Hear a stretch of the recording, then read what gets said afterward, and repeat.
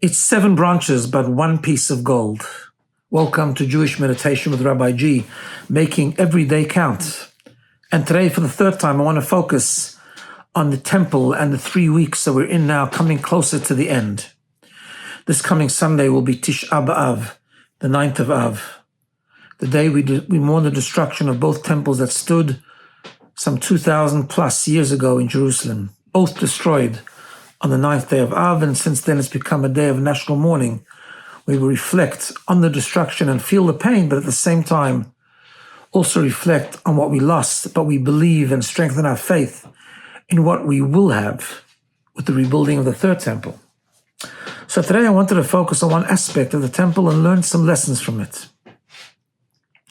One of the most beautiful utensils, one of the most beautiful vessels in the temple was the menorah, the candelabra. God commanded Moses, when they built the tabernacle right all the way back, in the desert, to construct and design this menorah, this beautiful candelabra made out of gold. It was an intricate design. It was difficult to design. Even Moses found it difficult. And essentially it had all sorts of different decorations on it, but it had a middle stem. And out of that stem came 3 branches on the one side, 3 branches on the other side. And a total of that was, of course, the 7 branches of the menorah. But although it was 7 branches, and although it had an intricate design of quite detailed, it all had to be made out of one solid piece of gold, that gold was fashioned somehow and designed somehow into this very intricate design of this beautiful menorah, this beautiful candelabra that had 7 branches. It stood on a very strong base of gold, and every day the Kohen, the priest, would go into the area where the menorah was in the afternoon and kindle that menorah with the 7 flames that would burn the entire night until the next morning. And here we have a very important lesson. The Kabbalah teaches us that a flame refers to the soul. There's a verse that says, Ner Hashem Nishmat Adam. The candle of God is the soul of the human being. Every soul is different, at least on an outward level, because the number 7 represents the 7 emotions of the human structure. Chesed, Gevura, Tiferet. What does that mean? And each soul contains all 7, but each soul has a dominant one. Each soul is different. Each person is different. There are those that the area of focus in their life is kindness, Chesed. There are those that the focus of their life is discipline, Gevura, strength. Every emotion represents something different in a good way. Every person is different, and every person becomes part of that menorah. And when the Kohen, when the priest would come in every day and kindle the menorah, we are taught that kindling the menorah was symbolic of the Kohen bringing strength to that soul, bringing strength to the souls of the Jewish people to be able to serve God in a stronger way, in a better way, an improved way, using their dominant emotion. Of course, you need to use all of the emotions, but there's a dominant force because each person has a unique contribution. And the first lesson is that that's okay. We are all different. We all make a unique and different contribution to the spiritual experience of serving God. We all bring something different to the table. But that's good, and that should be celebrated, and that's important, but with one condition. It all needs to be made from one piece of gold, all resting on one base at the bottom of the menorah. Why? Because we're learning Kabbalah that we are all different. We are different on the outer layers of the soul. The soul has 5 layers. The soul has 5 layers. The first one, the outermost, most external one, is behavior, where the way we behave, where we talk, where we think, and so on. Deeper into our soul is the emotions.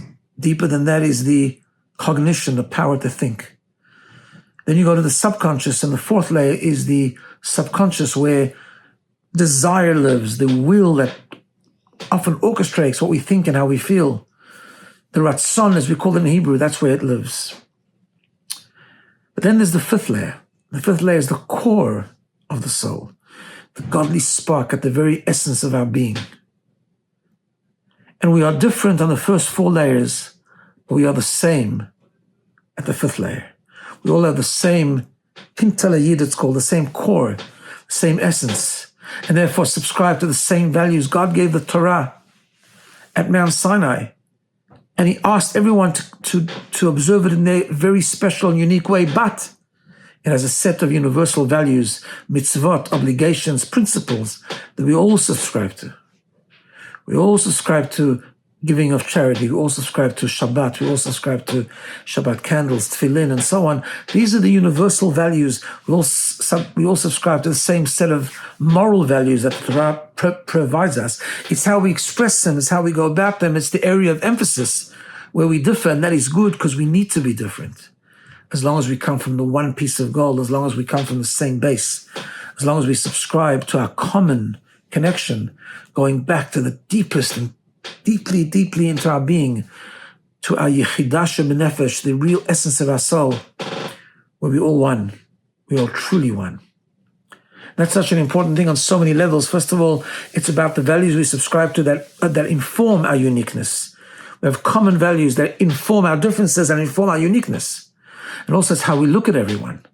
We are different, but actually we're the same. And we know that standing here before the Tisha B'Av, before the 9th of Av, where we mourn the destruction of the temple, we learn in the Talmud that the destruction happened because of baseless hatred. Where people hate each other because they can't tolerate each other because all they see is the superficial. They see, I see you as being different to me, and I don't like that. But when we go deeper into the soul and we understand that we are essentially all one, it becomes easier to fix that, to tolerate each other, to understand that we're really part of one family, one being, one God. And that's how we reflect on going into Tisha B'Av. We need to retain our differences, but in the context of being inspired by our sameness, the very core where we're completely one.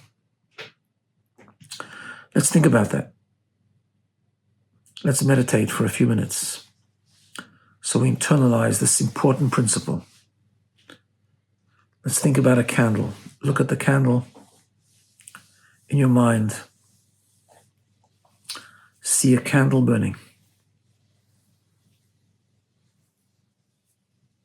Its flame, its beauty, its calmness. Now picture in your mind the menorah of 7 candles. Or if it's difficult, think of the Hanukkah menorah of 8 candles. Unique candles, each one distinct from another. Different from another, burning on its own. We are different. Each one has a different candle. The candle is our soul. We all have a dominant feeling, a dominant emotion.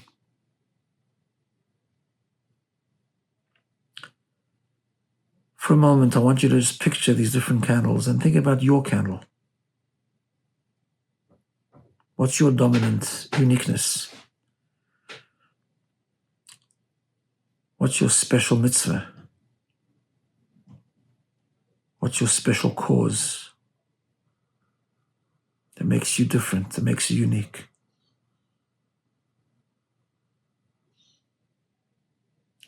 Think of another candle. Think of a friend. What makes him or her unique? What's their special uniqueness and dominant emotion? We are different, and that is good. But we are also one. We come from one piece of gold. We burn brightly, stemming from the same foundation, the same base. We share values. We commit to a common morality.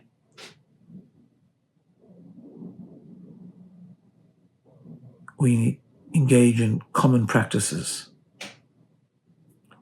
We express them differently, but we are one. You and me are one. You and me are the same family. We need to love each other, embrace each other, commit to the same values, but still retain our different special touch.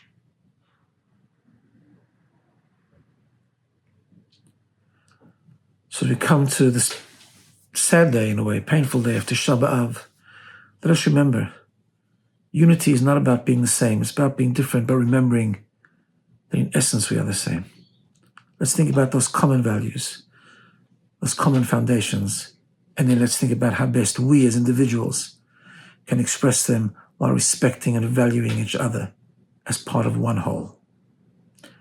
Have a good day, and may we merit very soon, as is one of the foundational beliefs of Judaism, to the coming of Mashiach, where we are taught that the day of Tisha B'Av will be transformed into a day of happiness. Have a wonderful day.